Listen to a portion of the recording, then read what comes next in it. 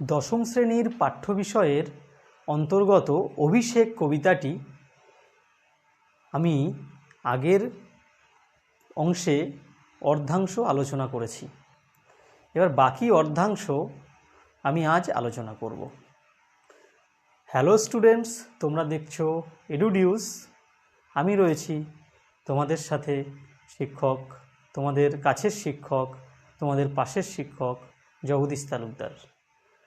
আশা করি তোমরা আগের অংশটা দেখেছো, ভালো করে স্টাডি করেছো এবং বুঝতেও পেরেছো। আজ তোমাদের বাকি অর্ধাংশ সুন্দর করে প্রতিটা লাইন, প্রতিটা ছত্রে ছত্রে তার অর্থ বুঝিয়ে দিয়ে আমি সুন্দর করে উপস্থাপন করব। তাহলে চলো আজ শুরু করি বাকি অর্ধাংশ।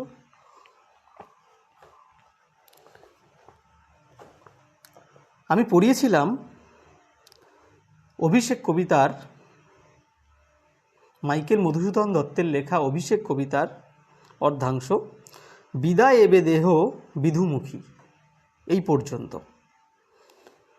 রাবণপুত্র ইন্দ্রজিৎ রামচন্দ্রের বিরুদ্ধে যুদ্ধযাত্রা করবেন। তার প্রমীলার কাছে ইন্দ্রজিৎ তার স্ত্রী প্রমীলার কাছে বিদায় চাইছেন। এই পর্যন্ত আমি পড়িয়েছিলাম। উঠিল পবন পথে ঘোরতর রবে। ইন্দ্রজিৎ যে যুদ্ধযাত্রা করছেন তখন পবন পথে মানে হাওয়া পথে, বাতাস পথে ঘোরতর রব উঠছে। রব মানে আওয়াজ। ইন্দ্রজিৎ যে যুদ্ধযাত্রা করছেন তার ফলে এক ভয়ঙ্কর পরিবেশ তৈরি হচ্ছে। সেই পরিবেশকে সুন্দর করে উপস্থাপন করার জন্যই কবি এই ঘোরতর রব কথাটি ব্যবহার করেছেন। রথবর হৈম পাখা বিস্তারিয়া যেন উড়িলা মৈনাক শৈল অম্বরুজিলি।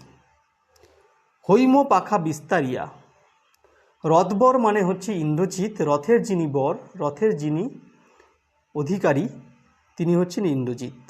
আর ইন্দ্রজিৎ রথে চড়ে যুদ্ধে যাচ্ছেন। কিভাবে যুদ্ধে যাচ্ছেন তার একটা উপমা ব্যবহার করেছে। হৈম পাখা বিস্তারিয়া, হৈম পাখা মানে সোনার পাখা, বিস্তারিয়া মানে বিস্তার করে। তাহলে পাখি যখন আকাশে ওড়ে তখন সে তার দুটো পাখা, দুটো ডানা বিস্তার করে বাতাসে আঘাত করে এগিয়ে যায়। ঠিক সেভাবে হৈম পাখা বিস্তারিয়া, সোনার পাখা বিস্তার করে যেন উড়িলা মৈনাক শৈল, যেন মৈনাক পর্বত উঠছে। অম্বরুজিলি, অম্বরুজিলি মানে আকাশকে উজ্জ্বল করে, অম্বর মানে আকাশ, আকাশকে উজ্জ্বল করে হৈম পাখা বিস্তার করে যেভাবে মৈনাক পর্বত উপরে ওঠে ঠিক সেভাবে ইন্দ্রজিৎ তার রথ নিয়ে যুদ্ধযাত্রা করছেন। সিঞ্জিনী আকর্ষী রোষে টঙ্কারিলা ধনু। সিঞ্জিনী মানে হচ্ছে ধনুকের ছিলা। ধনুকে একটা বাণ পরানো হয়, দড়ির বাণ বা সুতোর বাণ পরানো হয়, যার নাম সিঞ্জিনী। সেটা আকর্ষী রোষে, রোষে মানে রেগে বা ক্ষুব্ধ হয়ে আকর্ষণ করে, আকর্ষী মানে আকর্ষণ করে, টঙ্কারিলা ধনু। টঙ্কারিলা মানে টঙ্কার হচ্ছে ধনুকের আওয়াজকে টঙ্কার বলা হয়। ধনুককে যখন ছিলায় টান দেওয়া হয় তখন যে আওয়াজ হয় তাকে টঙ্কার বলা হয়। টঙ্কারিলা ধনু, ধনুকে টঙ্কার দিচ্ছে। কে দিচ্ছে? ইন্দ্রজিৎ রাগে ধনুকে টঙ্কার দিচ্ছে। বীরেন্দ্র, বীরেন্দ্র মানে বীরশ্রেষ্ঠ ইন্দ্রজিৎ। পক্ষীন্দ্র পাখি শ্রেষ্ঠ, এখানে গরুর, গরুর পাখি শ্রেষ্ঠ। গরুর পাখিদের মধ্যে শ্রেষ্ঠ হচ্ছে বিশালাকায় পাখি হচ্ছে আমাদের গরুর, যিনি বিষ্ণুর বাহন। যেভাবে নাদে মেঘ মাঝে ভৈরবে, নাদে মানে গর্জন করে, ভৈরবে, ভৈরবে মানে ভয়ঙ্কর বেশে। তাহলে ভৈরবে, ভৈরব হচ্ছে ভয়ঙ্কর, ভীষণ। ভৈরব শিবের উগ্র রূপকে ভৈরব বলা হয়। তাহলে শিবের উগ্র রূপ তো এখানে কে ধারণ করেছেন? যেভাবে পক্ষীন্দ্র মেঘ মাঝে নাদ করে উগ্র রূপে ভীষণভাবে, ইন্দ্রজিৎ সেভাবে ভীষণভাবে উগ্র রূপ নিয়ে রামচন্দ্রের বিরুদ্ধে যুদ্ধযাত্রা করছেন। এতে কি হচ্ছে? এতে বলছে কাপিলা লঙ্কা কাপিলা জলধি। তাহলে কাপিল লঙ্কা কাপিল জলধি। কাপিল মানে কেঁপে উঠল লঙ্কা, লঙ্কা মানে হচ্ছে রাবণের যে প্রাসাদ, রাবণের যে রাজ্য, সেই রাজ্য লঙ্কা কেঁপে উঠছে। কাপিল জলধি, জলধি মানে হচ্ছে সমুদ্র, সমুদ্রও কেঁপে উঠছে। সাজিছে রাবণ রাজা বীর মদে মাতি, রাবণ রাজা এদিকে বীর মদে, বীরের মতো সেজে উঠছেন। ইন্দ্রজিৎ ওদিকে যুদ্ধযাত্রা করছেন তার প্রাসাদ থেকে, আর এদিকে রাবণ রাজা লঙ্কার প্রাসাদ থেকে যুদ্ধের জন্য প্রস্তুত হচ্ছেন। বাজিছে রণবাজনা গর্জিছে গজ, রণবাজনা মানে যুদ্ধের বাজনা। কেউ যখন যুদ্ধযাত্রা করেন তখন বিভিন্ন ধরনের বাদ্যযন্ত্র বাজানো হয়, তার আওয়াজ করা হয়, যেমন শঙ্খ থাকে, ঢাক থাকে, আরও বিভিন্ন শিঙা টাইপের এক ধরনের যন্ত্র থাকে, সেইগুলো বাজানো হচ্ছে।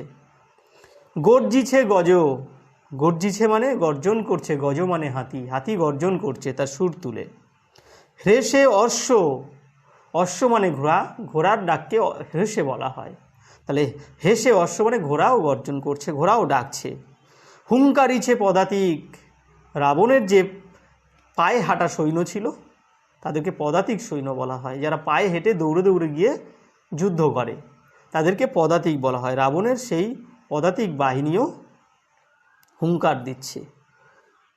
রথী, রথীরাও হুঙ্কার দিচ্ছে, রথী মানে যারা রথে আরোহণ করে যুদ্ধ করেন। উড়িছে কৌশিক ধ্বজ, কৌশিক ধ্বজ হচ্ছে, কৌশিক হচ্ছে রেশম, রেশমের পতাকা, হালকা ধরনের পতাকা যা উঠছে, আর উঠিছে আকাশে কাঞ্চন কুঞ্চক বিভা, কাঞ্চন কঞ্চুক বিভা, কাঞ্চন মানে হচ্ছে সোনা, সোনালি বা সোনালি রঙের বা সোনালি আভাযুক্ত বিভা যা আকাশে দেখা যাচ্ছে। হেনকালে, ঠিক সেই সময় এদিকে রাবণ যুদ্ধযাত্রা করছেন রামচন্দ্রের বিরুদ্ধে, ওদিকে ইন্দ্রজিৎ যুদ্ধযাত্রা করবেন বলে রাবণের পিতা রাবণের কাছে আসছেন। এই সময় যখন রাবণ যুদ্ধযাত্রা করছিলেন ঠিক সেই সময়, বলছে হেনকালে তথা, হেনকালে মানে ঠিক সেই সময়, তথা মানে সেখানে, দ্রুতগতি উতরিলা মেঘনাদ রথী, দ্রুতগতি মানে দ্রুত গতিতে, উতরিলা মানে এখানে উপস্থিত হওয়া, মেঘনাদ রথী, মেঘনাদ রথী, মেঘনাদ রথী এই সময় দ্রুত গতিতে রাবণের প্রাসাদে উপস্থিত হয়েছেন, যে সময়ে রাবণ যুদ্ধযাত্রা প্রায় সম্পন্ন করে ফেলেছেন। নাদিলা কর্বুর দল হেরি বীর বরে, নাদিলা মানে নাদ করা, গর্জন করা, চিৎকার করা, আওয়াজ তোলা। কর্বুর দল মানে সৈন্যদল, হেরি বীর বরে মহাগর্বে, হেরি বীর বরে, বীর বরে মানে হচ্ছে ইন্দ্রজিৎ রাবণের প্রাসাদে উপস্থিত হয়েছে, তারই অহংকার বশত সৈন্যদল গর্জন করছে, মহাগর্ব করছে, কারণ ইন্দ্রজিৎকে পেয়ে তারা খুব খুশি। নমিপুত্র পিতার চরণে, তখনই পিতার চরণে মানে রাবণের চরণে ইন্দ্রজিৎ, পুত্র ইন্দ্রজিৎ প্রণাম করল। করজোরে কহিলা, করজোরে মানে দু হাত জড়ো করে, জোর করে বলছে, কি বলছে, হে রক্ষকুলপতি, বলছে হে রাক্ষস কুলের পতি, শুনেছি মরিয়া নাকি বাঁচিয়াছে পুনঃ, মরিয়া নাকি বাঁচিয়াছে পুনঃ মানে মরেও বেঁচে উঠেছে, পুনঃ মানে আবার বা পুনরায়, রাঘব মানে রামচন্দ্র। পিতাকে জিজ্ঞাসা করছে, বাবা আমি শুনেছি রামচন্দ্র নাকি মরেও আবার বেঁচে উঠেছে, এ মায়াপিত বুঝিতে না পারি, বলছে এ মায়া আমি বুঝতে পারছি না বাবা, এ কেমন মায়া, কেউ কি কখনো মরেও বেঁচে ওঠে? কিন্তু অনুমতি দাও, অনুমতি দেহ মানে অনুমতি দাও আমাকে, সমূলে নির্মূল করিব পামরে আজি, সমূলে মানে মূল সমেত, যার মানে বংশ সমেত তাকে নির্মূল করে দেব, বিলুপ্ত করে দেব, ধ্বংস করে দেব। পামরে আজি, পামরে মানে পাপিষ্ঠ বা পাপীদের পামর বলা হয়। রামচন্দ্রকে এখানে ইন্দ্রজিৎ পাপী বলে সম্বোধন করেছেন, তাই বলছে পামরে আজি, পাপিষ্ঠকে আজি আমি সমূলে নির্মূল করে দেব। ঘোর সরানলে করি ভস্য, বলছে আমি ঘোর ভীষণ তীর মেরে মেরে আমি রামচন্দ্রকে ভস্য করে দেবো। ভস্য মানে ছাই করে দেবো, পুড়িয়ে ছাই করে দেবো। বায়ু অস্ত্রে উড়াইব তারে, বায়ু অস্ত্র মেরে তাকে উড়িয়ে দেব। নতুবা বাঁধিয়া আনিয়া দিব রাজপদে। তাহলে বলছে নতুবা মানে তা না হয় আমি তাকে বায়ু অস্ত্র যদি না মারি বা ভস্য করে না দিই, তাহলে আমি ওকে বেঁধে এনে তোমার রাজপদে মানে তোমার পায়ে এনে ফেলবো। রাজপদে মানে রাজার পায়ে, রাজার মানে এখানে রাবণ, রাবণের পায়ে এনে ফেলে দেবে। তাহলে পুত্র ইন্দ্রজিৎ তার পিতার পায়ে রামচন্দ্রকে বেঁধে এনে ফেলবে। তখন এই কথা বলার সঙ্গে সঙ্গে রাবণ ইন্দ্রজিৎকে আলিঙ্গন করেছে, জড়িয়ে ধরেছে। আলিঙ্গি কুমারে চুম্বিশির মৃদুস্বরে উত্তর করিলা, তবে স্বর্ণ লঙ্কাপতি। বলছে চুম্বিশির, চুম্বিশির মানে মাথায় চুমু দিয়ে, মৃদুস্বরে, মৃদুস্বরে মানে খুব আস্তভাবে, মানে আলতোভাবে বা খুব আস্তে আস্তে, উত্তর করিলা তবে স্বর্ণ লঙ্কাপতি। উত্তর করিলা মানে উত্তর দিল, স্বর্ণ লঙ্কাপতি মানে সোনার লঙ্কার অধিপতি, রামচন্দ্রের শত্রু, প্রধান শত্রু রাবণ। সে উত্তর করিলা, রাক্ষসকুল তুমি শেখর তুমি বৎস, তুমি রাক্ষসকুল ভরসা। বলছে রাক্ষসকুল শেখর তুমি বৎস, তুমি হচ্ছে রাক্ষসকুলের শেখর। শেখর মানে এখানে চূড়া বা সব পর্বত, তুমি রাক্ষসকুলের ভরসা। এ কাল সমরে নাহি চাহে প্রাণ, মম পাঠাইতে তোমা। বলছে কাল সমরে, এ ভীষণ যুদ্ধে, এ কাল সমরে, এ মৃত্যু যুদ্ধে, নাহি চাহে প্রাণ, আমার প্রাণ মানে আমার মন চায় না, মম পাঠাইতে তোমা, তোমাকে পাঠাতে চায় না। বারংবার, বারংবার মানে বারবার, বারবার এই কাল সমরে মৃত্যু যুদ্ধে তোমাকে পাঠাতে ইচ্ছে করে না বাবা। রাবণ তার পুত্র ইন্দ্রজিৎকে আলিঙ্গন করে এইসব কথাগুলো বলছে, অন্তত বিশেষভাবে দুঃখের সহিত, খুবই কাতরভাবে। একে বীরবাহুর মৃত্যুতে সে শোকগ্রস্ত, মহা শোকগ্রস্ত, তার উপরে ইন্দ্রজিৎকে যদি যুদ্ধে পাঠায়, সে যুদ্ধে যদি ইন্দ্রজিতের কিছু হয়ে যায়, তখন রাবণ এই দুঃখ আর সহ্য করতে পারবে না। তাই সে খুব কাতরভাবে তার এই পুত্র ইন্দ্রজিৎকে এই কথা বলছে। হায় বিধি বাম মমপতি, বিধি মানে বিধাতা, ঈশ্বর, ভগবান। তাহলে রাবণ তার বিধাতা, তার ঈশ্বরকে বলছে হায় বিধি, দুঃখ প্রকাশ করে, শোক প্রকাশ করে, হায় কথাটার দ্বারা। বিধি বাম মমপতি, বাম মানে বিধাতাও আমার বিরুদ্ধে।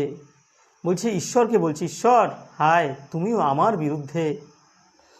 কে কবে শুনেছে পুত্র ভাসে শিলা জলে। ছেলেকে ইন্দ্রজিৎকে বা পুত্র ইন্দ্রজিৎকে জিজ্ঞাসা করেছে, পুত্র কেউ কখনো শুনেছে যে শিলা বা পাথর জলে ভাসে? কে কবে শুনেছে লোক মরি পুনঃ বাঁচে, লোক মরেও পুনরায় বেঁচে ওঠে? কেউ কখনো শুনেছে পুত্র?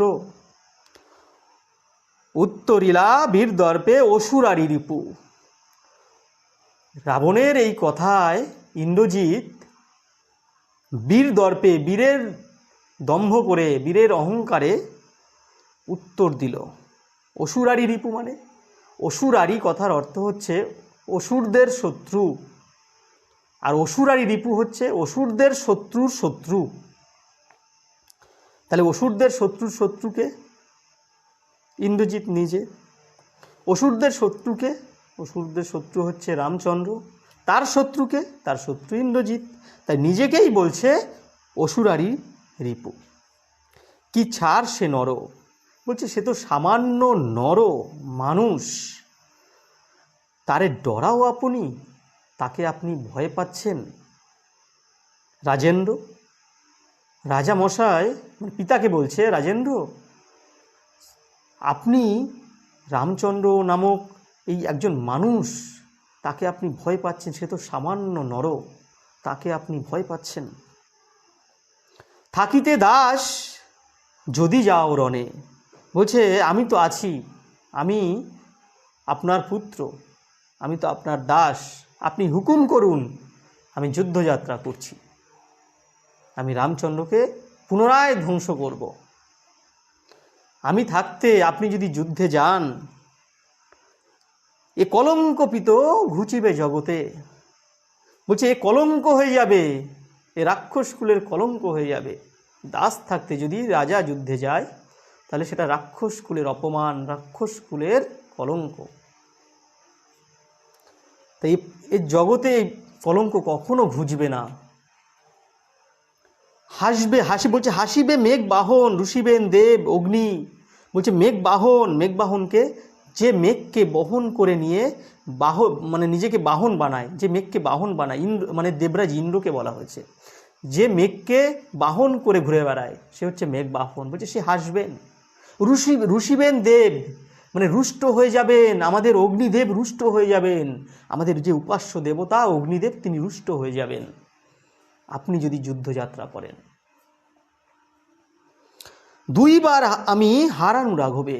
বলছে আমি 2 বার রাঘবকে হারিয়েছি, আর 1 বার পিত দেহ আজ্ঞা মোরে। বলছে আর 1 বার পিত, লাস্ট বার, আর 1 বার আজ্ঞা দাও, দেখিব এবার বীর বাঁচে কি ঔষধে। বলছে এবার বীর কোন ঔষধে বেঁচে যায়। তোমরা জানো যে রামচন্দ্র যখন ইন্দ্রজিতের তীরের আঘাতে ধরাশায়ী হয়ে গিয়েছিল, সে প্রায় মৃত্যু পথযাত্রী হয়ে গিয়েছিল, তখন রাবণের যে ছোট ভ্রাতা যার নাম বিভীষণ, তার পরামর্শে রাবণের যে কুলো কবিরাজ ছিল বা ডাক্তার ছিল, তাকে হনুমান গিয়ে নিয়ে আসে এবং তার পরামর্শে হনুমান সেই গন্ধমাদন পর্বতে গিয়ে বিশল্যকরণী নামক যে ঔষধি, সেই ঔষধি নিয়ে আসতে অসমর্থ হয়। তাই সে গন্ধমাদন পর্বতটাই পুরো হাতে করে নিয়ে আসে এবং রামচন্দ্রকে সেই ওষুধ দিয়ে সুস্থ করে তোলে। সেই ঔষধের কথাই এখানে ইন্দ্রজিৎ বোঝাতে চাইছেন যে এবার দেখব বীর কোন ঔষধে বাঁচে। কহিলা রাক্ষসপতি কুম্ভকর্ণ বলি। তখন ইন্দ্রজিতের এই কথা শুনে রাবণ বলছে, কুম্ভকর্ণ বলি ভাই মম। বলছে কুম্ভকর্ণ তো বলি হয়ে গেছে ভাই আমার। কুম্ভকর্ণ কে ছিল না, বিশ্রবা মুনি ও নিকষার মধ্যম পুত্র আর কি, দ্বিতীয় পুত্র ছিল কুম্ভকর্ণ, রাবণের মধ্যম ভ্রাতা। এই কুম্ভকর্ণ বিশাল বলশালী। সে ব্রহ্মার বরে 6 মাস ঘুমোতো, একদিন জেগে উঠত, জেগে উঠে সে অনেক কিছু আহার করত, আবার ঘুমিয়ে পড়তো 6 মাসের জন্য। সেই কুম্ভকর্ণ এই রাবণের কথা শুনে রামচন্দ্রের বিরুদ্ধে যুদ্ধযাত্রা করে যুদ্ধে বলি হয়ে গেছে। রামচন্দ্র নিজে তাকে হত্যা করেছে। সেই কথাই ইন্দ্রজিৎকে বোঝানোর চেষ্টা করছে রাবণ। বলছে কুম্ভকর্ণ বলি ভাই মম, তাই আমি জাগানু অকালে ভয়ে। বলছে রামচন্দ্রের ভয়ে আমি আমার ভাই কুম্ভকর্ণকে অকালে আমি জাগিয়েছিলাম। অকালে কেন বলেছে? অকালে বলেছে এই কারণে যে কুম্ভকর্ণ 6 মাস ঘুমায়, কিন্তু যুদ্ধযাত্রার কারণে যুদ্ধে কুম্ভকর্ণের ভাগ নেওয়ার জন্য তাকে অকালে ঘুম থেকে জাগানো হয়েছিল। 6 মাস ঘুমোতে পারেনি কুম্ভকর্ণ, তার আগেই তাকে রাবণ তার সৈন্যদল বা তার কর্মচারী বৃন্দকে পাঠিয়ে তাকে পূর্ণ ঘুম হওয়ার আগে তাকে ঘুম থেকে জাগিয়েছিল। তাই বলছে তাকে আমি জাগানু অকালে। হায় দেহ তার দেখো সিন্ধু তীরে ভূপাতিত। দেখো গিয়ে, ইন্দ্রজিৎকে বলছে দেখো গিয়ে সিন্ধু তীরে বা সমুদ্রের তীরে তার শরীর পড়ে রয়েছে ভূপাতিত। গিরিসিংহ কিংবা তরু যথা বজ্রাঘাতে। বলছে গিরিসিংহ পর্বতের চূড়া বা তরু বলছে গাছপালা যেভাবে বজ্রাঘাতে ধ্বংস হয়ে যায়, ভেঙে পড়ে, ঠিক সেভাবে এই কুম্ভকর্ণের দেহ সিন্ধু তীরে ভূপাতিত হয়ে আছে, মাটিতে পড়ে রয়েছে, ভূমিতে মিশে রয়েছে। তবে যদি একান্ত সমরে ইচ্ছা তব, বলছে তবে যদি তোমার একান্তই যুদ্ধে যেতে ইচ্ছে করে, বৎস বাছা আগে পুজো ইষ্ট দেবে, আগে তুমি ইষ্টদেবকে পুজো করো। ইন্দ্রজিতের একটা যজ্ঞশালা ছিল। এই যজ্ঞশালাতে ইন্দ্রজিৎ অগ্নিদেবের পুজো করত, এখানে মহামায়ার পুজো করত। তারপরে ইন্দ্রজিৎ কোনো যুদ্ধযাত্রা করতেন। তাতে ইন্দ্রজিৎ অপৌরুষেয় এবং অপরাজেয় হয়ে যেতেন, তাকে কেউ হারাতে পারতেন না। তাই রাবণ ইন্দ্রজিৎকে বোঝাচ্ছেন যে তুমি রামচন্দ্রের বিরুদ্ধে যুদ্ধযাত্রা করার আগে তুমি ইষ্টদেবকে পুজো করো। নিকুম্ভিলা যজ্ঞ সাঙ্গ করো, বলে নিকুম্ভিলা দেবীর, মহামায়া দেবীর যজ্ঞ সাঙ্গ করো, শেষ করো। সাঙ্গ করা মানে শেষ করা, সমাপ্ত করা। বীরমণি, ইন্দ্রজিৎকে বীরমণি বলে তুলনা করে বলছে তুমি আগে নিকুম্ভিলা যজ্ঞ সাঙ্গ করো। সেনাপতি পদে আমি বরিনু তোমারে, বলছে সেনাপতি পদে আমি তোমাকে বরণ করে নেব। দেখো অস্তাচলগামী দীননাথ এবে, বলছে দেখো সূর্য, দীননাথ মানে সূর্য। সূর্যের অনেক সমার্থক শব্দ আছে, তোমরা জানো। সূর্যের তোমরা রবি বলে জানো, রবি আছে, ভাস্কর আছে, ভানু আছে, তপন আছে, দিবাকর আছে, অরুণ আছে, আদিত্য আছে, এরা সবই সূর্যের। দীননাথ আছে, ঠিক আছে। এগুলো হচ্ছে দীননাথ হচ্ছে সূর্যের সমার্থক শব্দ, এরকম। তাই বলছে দীননাথ এবে অস্তাচলগামী। অস্তাচলগামী মানে যে অস্ত যাচ্ছে, সূর্য অস্ত যাচ্ছে। প্রভাতে ঝুঁজিও, বলছে এখন রাত্রি হয়ে আসছে, তুমি তোমার এখন যুদ্ধে যেতে হবে না। প্রভাতে ঝুঁজিও, প্রভাতে বুঝে নিও, সকালবেলা বুঝে নিও। বৎস রাঘবের সাথে, আচ্ছা তুমি সকালবেলা বুঝে নিও এই রামচন্দ্রের সাথে। তুমি এখন আগে ইষ্টদেবের পুজোটা সাঙ্গ করো। এতে কহিয়া রাজা যথাবিধি লয়ে, এইসব কথা বলে যথাবিধি, যথা নিয়মকানুন পালন করে, লয়ে পালন করে গঙ্গোদক, গঙ্গোদক মানে গঙ্গার উদক, উদক মানে জল, গঙ্গার উদক মানে গঙ্গা জল, এই গঙ্গা জল দিয়ে অভিষেক করিলা কুমারে। কুমার মানে ইন্দ্রজিৎকে অভিষেক করলেন। অভিষেক আগেই বলেছি যে অভিষেক হচ্ছে সিংহাসন আরোহণকালে বা যুদ্ধযাত্রাকালে কোনো রীতিনীতি অনুষ্ঠান পালন করা হচ্ছে অভিষেক। এখানে রাবণ তার পুত্র ইন্দ্রজিৎকে গঙ্গা জল দিয়ে অভিষেক করলেন। এ পর্যন্তই ছিল আমাদের অভিষেক কবিতাটি। আশা করি তোমরা বুঝতে পেরেছ। এর পরবর্তী ভিডিওতে আমরা বা পরবর্তী অংশে, তৃতীয় অংশে আমরা এই অভিষেক কবিতার যে মূল্যবান বা গুরুত্বপূর্ণ প্রশ্নগুলি আছে সেই সব বিষয় নিয়ে আমি আলোচনা করব। কিছু গুরুত্বপূর্ণ এমসিকিউ কোশ্চেন আমি তোমাদের সামনে তুলে ধরব এবং বড় প্রশ্ন নিয়েও আলোচনা করব। তোমরা আমাদের এডুডিউস চ্যানেলে সবসময় নজর রেখো আর সাবস্ক্রাইব করো, লাইক দিও, কমেন্ট করতে ভুলো না। আজ এই পর্যন্তই। ভালো থেকো, ভালো করে পড়াশোনা করো।